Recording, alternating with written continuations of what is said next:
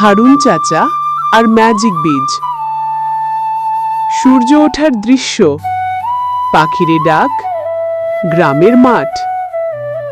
হারুন চাচা ভোরবেলা ঘুম থেকে উঠে হাল নিয়ে মাঠে যাচ্ছেন। এই মাটিটা আমার প্রাণ, যত্ন নিলেই ফসল ভালো হবে।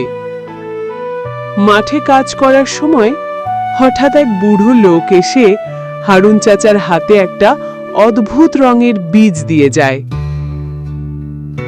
এইটা ম্যাজিক বীজ, সঠিক সময় লাগালে চমক দেখবে।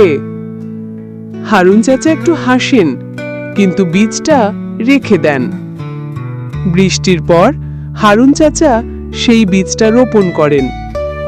দেখি যদি কিছু হয়। পরের সকালে হারুন চাচা দেখে এক বিশাল গাছ উঠেছে। গাছে স্বর্ণের ফল ঝুলছে। গ্রামের লোকজন ভিড় করে। চাচা, এটা কি গাছ? আমিও জানি না, কিন্তু ভাগ ভাগ করে খাও, আল্লাহর দান। গ্রাম ধীরে ধীরে বদলে যায়।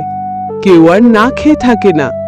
স্কুল হয়, রাস্তা হয়, আর হারুন চাচা সবাইকে শেখান পরিশ্রম, ভাগাভাগি আর বিশ্বাস, এই তিনটেই আসল ম্যাজিক। হারুন চাচা গাছের নিচে বসে আছেন, শিশুরা খেলছে, আর পেছনে লেখা, আসল জাদু হচ্ছে ভালো মন।